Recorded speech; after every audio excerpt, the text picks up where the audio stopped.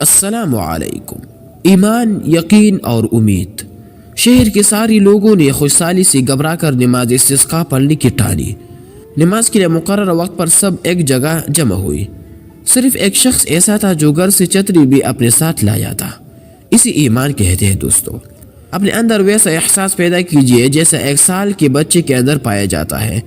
اسے آپ آسمان کی طرف اچھالتے ہیں مگر وہ ہنس رہا ہوتا ہے، کیونکہ وہ جانتا ہے کہ آپ اسے کبھی بھی نہیں گرنے دیں گے اور واپس مضبوطی سے تام لیں گے۔ اسی یقین کہتے ہیں دوستو۔ روزانہ رات کو سوتے ہوئے ہمارے پاس اس بات کا کوئی ضمانت نہیں ہوتی کہ کل کا سورج دیکھنے کے لیے زندہ جاگیں گے بھی کہ نہیں، لیکن اس کے باوجود بھی آنے والے دن کے لیے ایک منصوبہ بنا کر سوتے ہیں۔ اسی امید کہتے ہیں دوستو۔ آج کل کورونا کا خوف چھایا ہوا ہے۔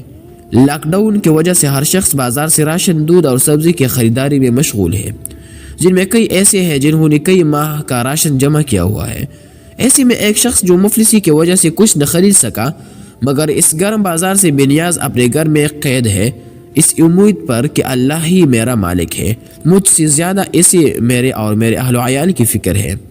اس کی یہ امید کہ بہرحال اللہ تبارک و تعالی میرا اور میرے اہل و عیال کا رزق مجھ تک پہنچائے گا۔ بچے بھوک محسوس کر رہے ہوتے ہیں مگر انہیں بھی اپنی مفلسی کا احساس ہے، اس وجہ سے والدہ سے کھانا طلب نہ کرتے ہوئے صبر کی بیٹھے ہیں، اور ان کے والد اللہ کے ذات پر یقین کامل رکھتے ہوئے بچوں کو دلاسا دیتے ہیں کہ غم نہ کرو، اللہ بڑا بادشاہ ہے، وہ ہمیں بھوکا نہیں سلائے گا۔ اور اسی اثنا میں دروازہ کھٹکھٹانے کی آواز آتی ہے اور ایک شخص کچھ راشن لے کر دروازے میں کھڑا کہتا ہے کہ یہ آپ کے اور آپ کے بچوں کے لیے ہے۔ یہ وہی شخص تھا جس نے آج کئی ماہ کا راشن بازار سے خریدا تھا اور اس وقت وہ محلے کے سبھی غرباء میں تقسیم کر رہا تھا۔ اب نہ بچوں کو اور نہ ہی والدین کو کل کی فکر تھی کہ کل کیا ہوگا، بس ایک امید تھی کہ جیسے آج اللہ نے ہمیں بھوکا نہیں سلایا، کل بھی ہمیں مایوس نہیں کرے گا۔ سبق: کورونا وائرس دنیاوی اعتبار سے بھلی ہی ایک بیماری ہو مگر یہ ہمارے ایمان، یقین اور امید کا امتحان ہے۔